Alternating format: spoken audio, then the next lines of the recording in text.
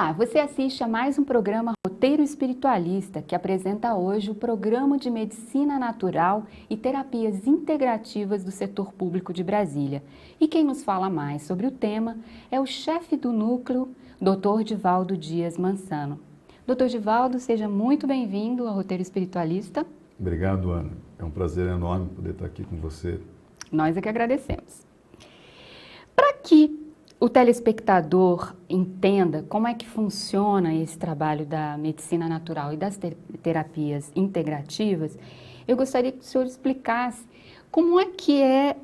qual é a filosofia que conduz esse trabalho, ou que conduziu a construção desse trabalho. É muito interessante porque, na verdade, foi um processo que ele vem de uma demanda dos próprios usuários do Sistema Único de Saúde, que a partir dos anos 70 começam a buscar novas formas de tratamento, de manutenção da sua saúde, que não fosse essa academicamente reconhecida e validada. E nesse momento, então, ressurge no Brasil um grande movimento de médicos e outros profissionais da saúde buscando essas até então ditas terapias não convencionais ou terapias alternativas, principalmente a homeopatia e a acupuntura.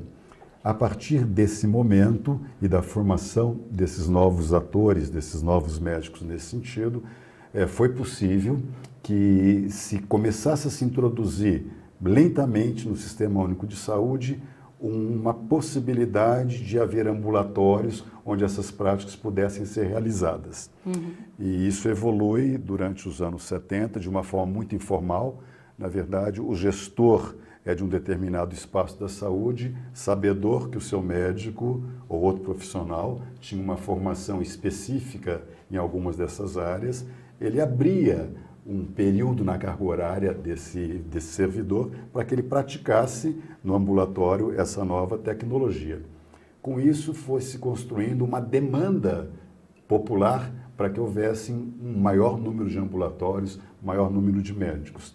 E com isso, a gente começa aqui no Distrito Federal, no final dos anos 80, a criar um primeiro embrião do que virá a ser hoje o nosso núcleo de medicina natural e terapias de integração, que foi o programa de desenvolvimento de terapias não convencionais no final dos anos 80, aqui no Distrito Federal. Hoje, como é que é o panorama desse atendimento na rede pública? Em quantos postos ele está disponível? E se você tiver uma média de atendimento? Sim. Então, nós temos hoje esse programa, ele basicamente, nesse programa, essa ação em saúde, ela está muito focada na promoção da saúde, não é?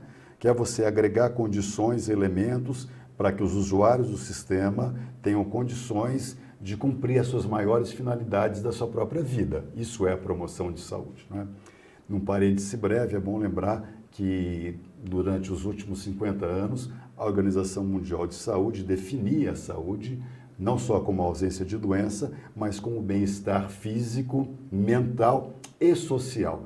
E a partir de 1987, ela agrega um novo fator a esse conceito, que é o fator do bem-estar espiritual.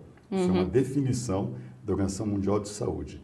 Muito bem. Então, o nosso núcleo ele foi se estruturando em busca de uma prática, de uma atitude no cuidado da saúde que levasse em conta não o recorte da patologia ou da doença que aquele usuário apresentasse, mas dimensões muito maiores do que a doença em si. Então, nós trabalhamos em busca da famosa integralidade na saúde, que, na verdade, é o acolhimento do sujeito com todas as suas possibilidades de manifestação, suas possibilidades de adoecimento ou de manutenção do processo de saúde. E nós fazemos uma resistência civil nesse sentido, de não resumirmos o nosso usuário do nosso sistema de saúde ao seu processo de doença. Nós temos certeza que todos nós somos muito maiores do que as nossas patologias, sejam elas quais forem. Em números estatísticos, nós temos hoje, então, no Distrito Federal, os atendimentos em acupuntura e homeopatia atingindo em torno de 24 mil atendimentos por ano. Nas outras práticas integrativas, que são a automassagem, o Lian Kun 18 terapia, a Chantala, o Tai Chi Chuan, a arte terapia, a medicina antroposófica, a musicoterapia, nós chegamos em torno de 140 mil atendimentos por ano. Então é um contingente expressivo dentro da própria estrutura do sistema de saúde, né? Totalizamos então em torno de 160 a 180 mil atendimentos na medicina natural e nessas práticas por ano. Uhum. Ainda tem... Você tinha comentado comigo no início que ainda tem a fitoterapia, né? A Chantala e a meditação. Isso. A fitoterapia,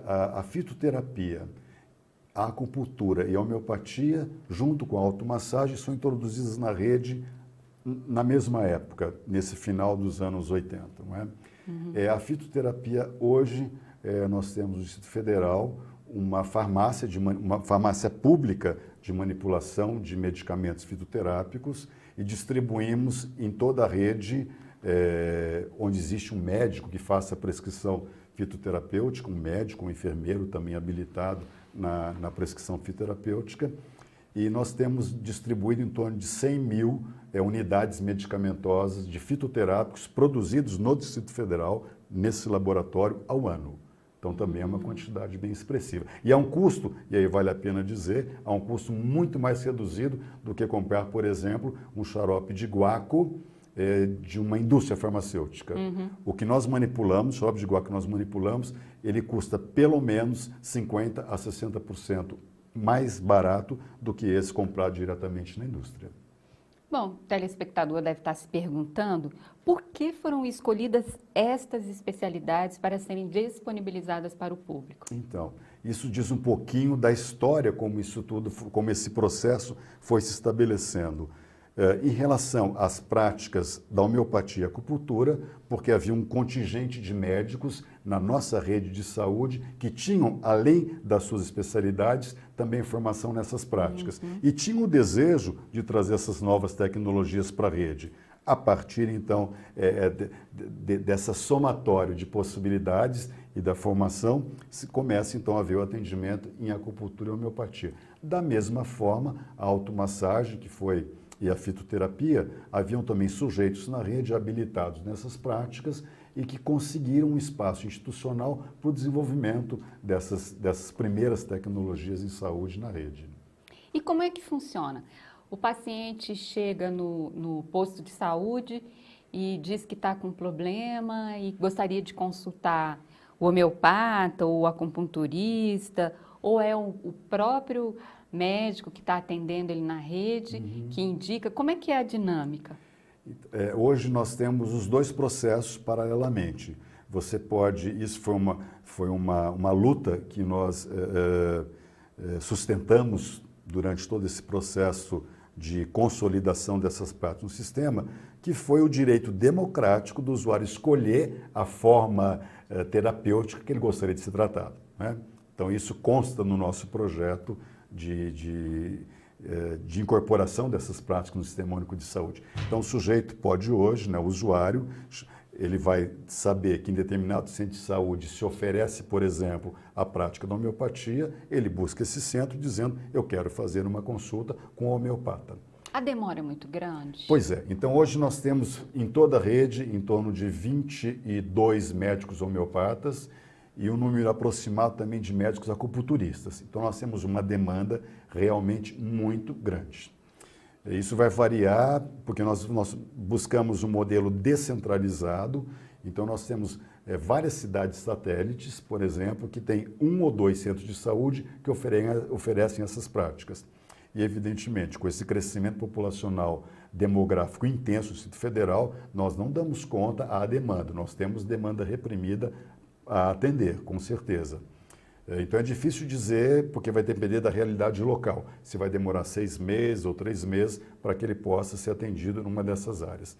Por essa razão, para o atendimento em acupuntura, nós pedimos que o usuário chegue com o encaminhamento médico, com um pouquinho já da sua história, dos exames realizados, para que o tratamento em acupuntura dele possa ser mais agilizado. E a gente possa realmente drenar para aqueles pacientes que vão se beneficiar do tratamento com acupuntura.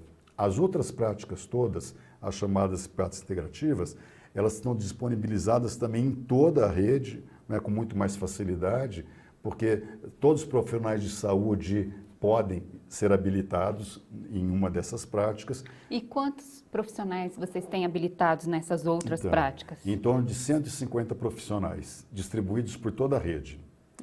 E o acesso a essas outras práticas, ele é muito mais simples. O sujeito fica sabendo que naquele centro de saúde existe automassagem.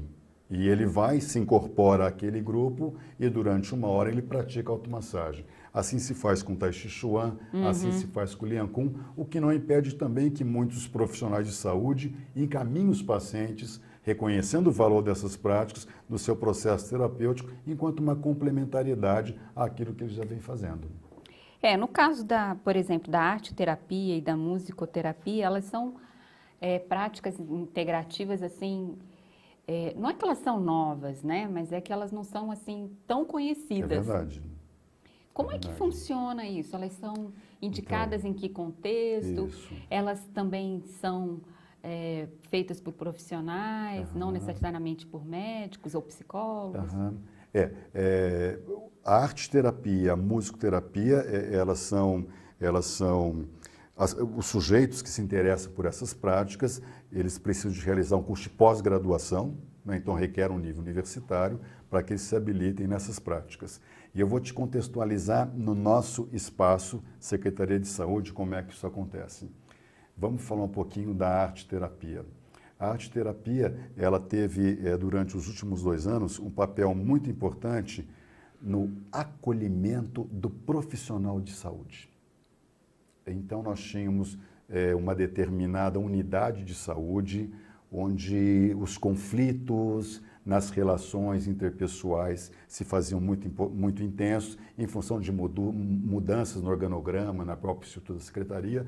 O arte-terapeuta foi até esse núcleo, demandado pela chefia desse departamento, foi até lá e durante 1 ano fez um trabalho utilizando a manifestação artística para poder permitir que esses sujeitos se reintegrassem ao seu processo de produção da saúde, não é? Então, hoje, a arte-terapia, ela está muito ligada a um movimento que, na reforma sanitária, nós chamamos de cuidando do cuidador. E por não termos muitos profissionais arte-terapeutas distribuídos na rede, hoje, então, a arte-terapia na Secretaria de Saúde, ela está voltada para esse programa Cuidando do Cuidador. E a intervenção é feita junto aos profissionais de saúde.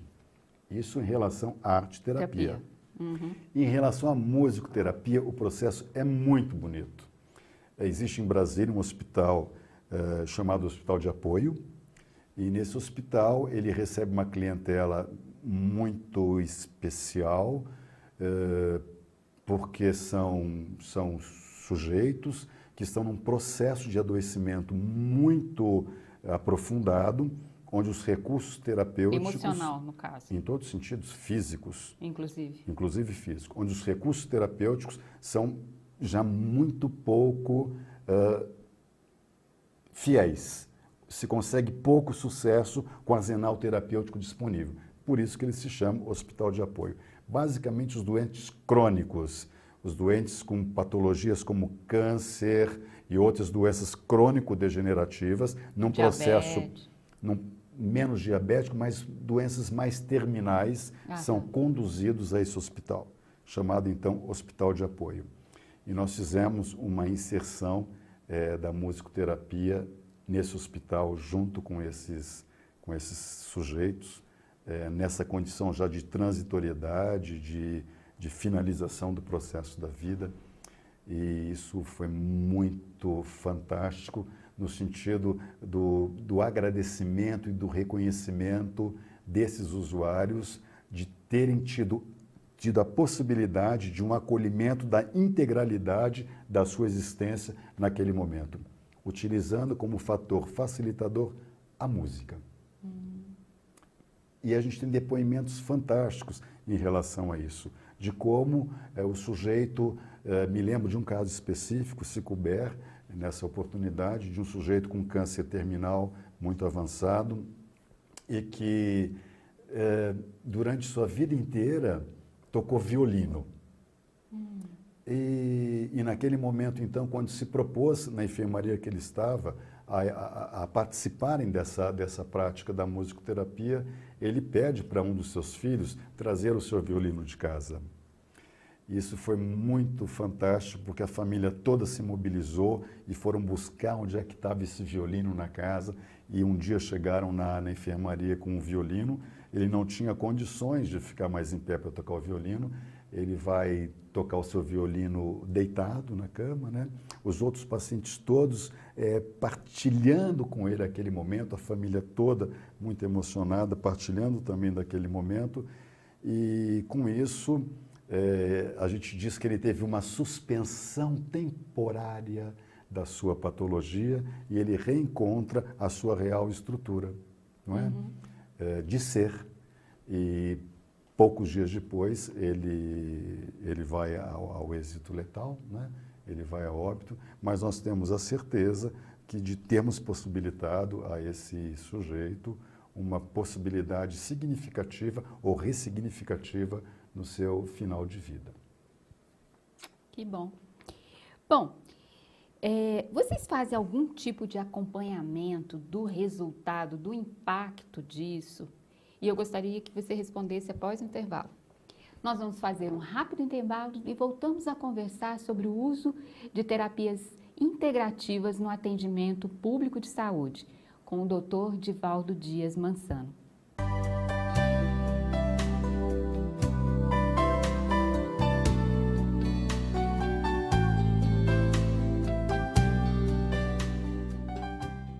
A Fratelli, divulgadora cultural e educativa, vem propor a você uma visão holística da vida, o equilíbrio entre corpo, mente e espírito, a harmonia entre ciência e religião. Agora, a Fratelli coloca à sua disposição essa preciosa fonte de informação e de meditação. São mais de 80 títulos em VHS, DVDs e CDs para você. Para adquirir nossos produtos, escreva para o nosso endereço contato@fratelliespiritualista.org.br.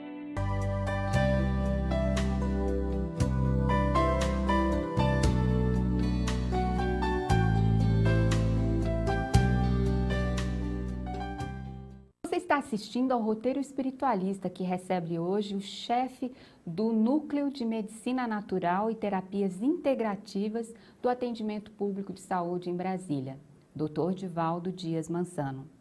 Doutor, no bloco anterior, eu perguntei se vocês do Núcleo fazem algum tipo de acompanhamento sobre a eficácia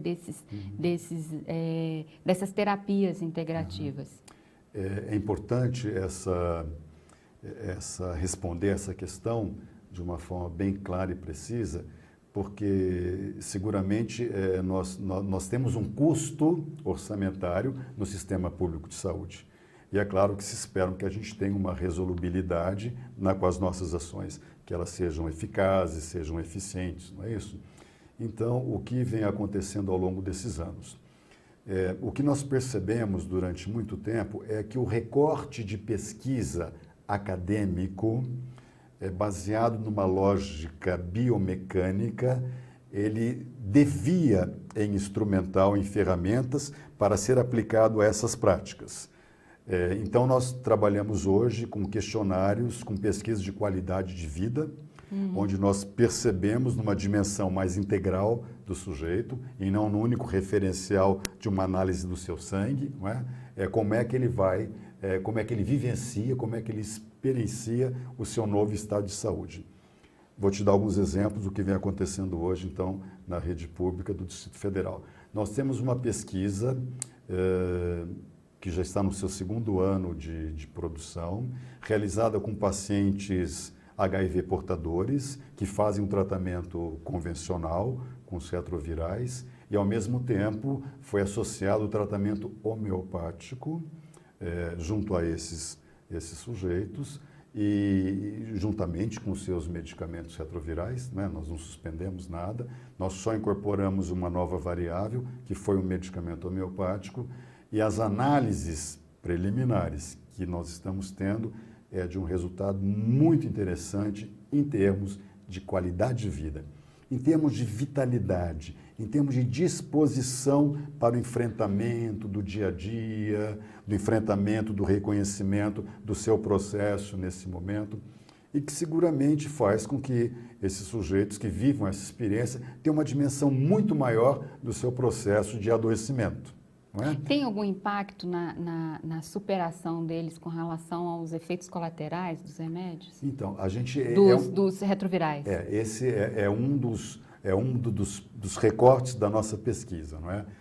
Nesse momento da pesquisa, eu não posso te afirmar isso com muita segurança, porque é uma pesquisa conduzida dentro do maior rigor acadêmico possível mesmo, né? Então a gente não tem acesso ainda a esses resultados que vão estar no final da nossa pesquisa mesmo. Mas né? é um recorte muito interessante, os portadores. Com certeza, até porque esse é um dos grandes agravos causados pela medicação retroviral mesmo, né? Então nos interessa saber o quanto que o medicamento homeopático pode ser eficiente exatamente dentro dessa questão.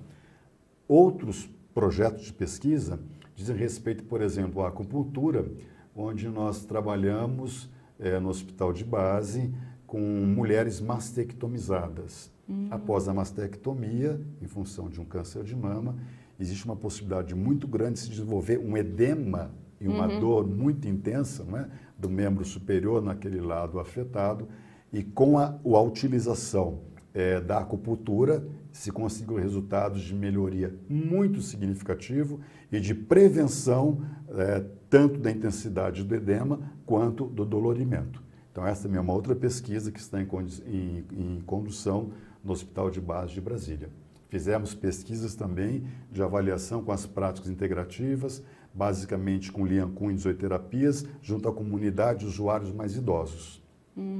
Que tem mais dificuldades articulares, osteoarticulares. Justamente.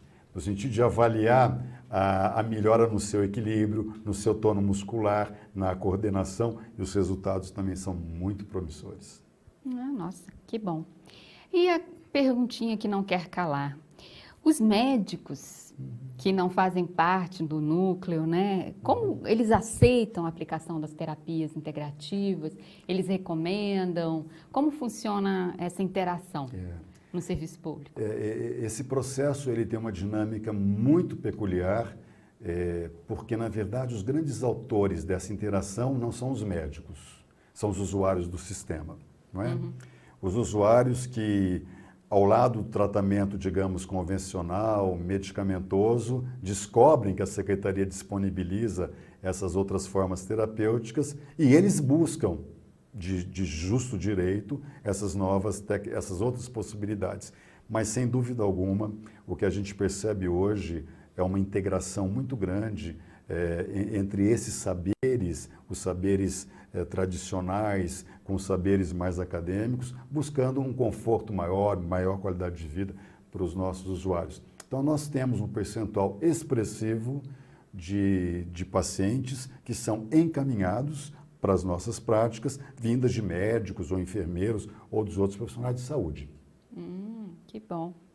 E como é esta posição para o resto do país? Como é que é isso, essa questão da medicina natural e das terapias integrativas com relação ao resto do país? É muito interessante também essa questão, porque, mais uma vez, nós podemos observar como um movimento organizado, ele leva a que o Estado, seja federal, seja o Estado ou o município, passe a buscar outras formas, no caso da medicina, outras formas de tratamento que não seja essa que já está estabelecida. Por que eu digo isso? Porque no ano de 2006, o Ministério da Saúde,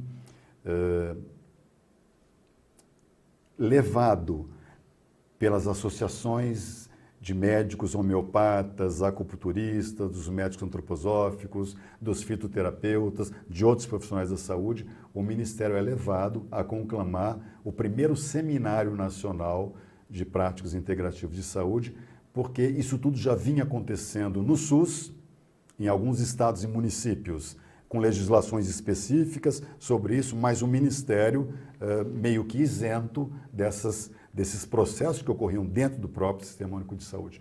Então, em 2006, o Ministério convoca esse grande seminário, no qual nós tivemos a possibilidade, enquanto Instituto Federal, de colaborar e participar, e ele edita, então, a Política Nacional de Práticas Integrativas e Complementares de Saúde, que serve como um marco regulatório para todo o Brasil, para todos os estados, para todos os municípios desenvolverem essas ações pactuadas junto com o nível federal. Hoje, o Distrito Federal, ele ocupa uma posição de vanguarda, porque fomos um dos primeiros estados, ao lado de São Paulo e Rio de Janeiro, que implantaram essas tecnologias na década de 80, e felizmente temos a certeza que estamos ampliando cada vez mais esse nosso processo de condução. E o que diz essa política do ponto de vista, assim, que interesse para o telespectador? Então, primeiro que essa política te dá o direito de cobrar, junto ao seu vereador, ao seu prefeito, que essas práticas sejam instaladas no sistema de saúde da sua cidade, do seu município ou do seu estado. Então, acho que esse empoderamento, essa autoria do processo da saúde que todos nós cidadãos devemos ter, ela passa muito por essa informação. Então, com a vinda dessa política, foi possível que se estabelecesse instrumentos de monitoramento, de financiamento, de lógica de como regulamentar esses processos todos. Então, mais do que nunca, os nossos usuários do sistema de saúde são parceiros, mas é importante que, junto aos seus conselhos de saúde, façam esses questionamentos e levem essa notícia de que existe uma outra possibilidade em termos de tratamento e da condução do processo da saúde. E, assim, quais são as perspectivas de vocês, assim, em termos de futuro, dentro do sistema de saúde público? O que vocês pretendem? A gente diz que nós pretendemos sempre a boa contaminação, né? Que cada vez mais profissionais, não só médicos, mas todos os profissionais da saúde possam perceber e possam tomar como uma atitude esse processo que nós chamamos e que é o grande denominador comum das nossas práticas, que é a questão da integralidade na saúde. Cada vez mais nós desejamos que os sujeitos sejam reconhecidos e acolhidos com toda a sua complexidade de ser ou de estar naquele momento, que nós possamos não mais ver o sujeito com o rótulo da sua doença, que ele não seja mais identificado pela patologia, pelo transtorno que naquele momento ele manifesta, mas que nós possamos perceber que a dimensão do ser humano ela é muito maior e ela não pode, é injusto que ela seja resumida na condição transitória das nossas vidas, que é o processo do adoecimento. Bom, nosso tempo já está se encerrando. Nossa última pergunta, doutor.